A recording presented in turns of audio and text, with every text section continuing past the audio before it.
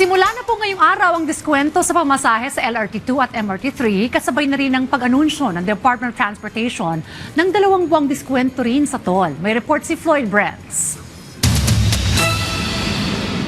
Magandang balita nga dahil ipinatutupad na ang 50% discount ng pamasahe sa LRT2 at MRT3 bilang tugon ng pamahalaan sa tumataas na presyo ng langis. Nakahanda na ang Light Rail Transit Authority o LRTA na magpatupad ng 50% discount bilang tulong sa mga commuters sa gitna ng pagtaas ng presyo ng mga produktong petrolyo. Sinabi ni LRTA Administrator Hernando Cabrera na naaayos na ang kanilang sistema para otomatikong ma-avail ang diskwento ng mga gumagamit ng beep card at ticket vending machine. Sa mga gumagamit naman ng single journey ticket, mabibili ito sa teller sa diskwentong pamasahe. Magpapatuloy din ang pagpapatupad ng 50% discount para sa mga PWD at estudyante. Ang gamit is beep card, automatic na yan. By Monday, pag-tap in nila nung kanilang mga card, automatic na 50% discounted na yon. Wala silang dapat gawin.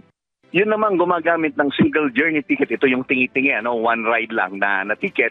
Yun, kailangan nilang pumunta doon kailangan talaga nilang bumili doon sa teller, Pagpunta nila doon sa teller, ang isisingil lang sa kanila yung discounted rate na, 50% discounted na.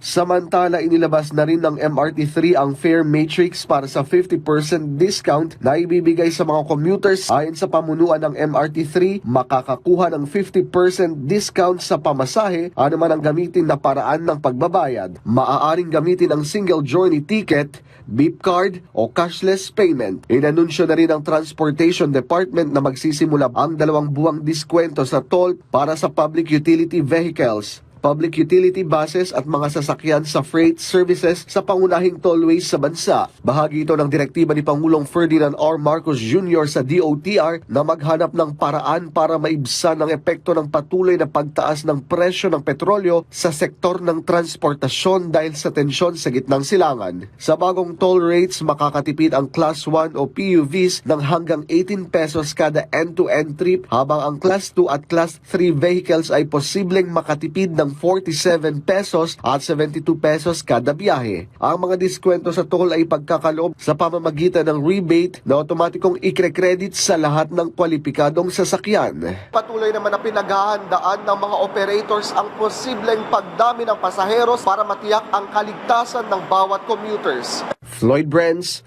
para sa Pambansang TV sa Bagong Pilipinas.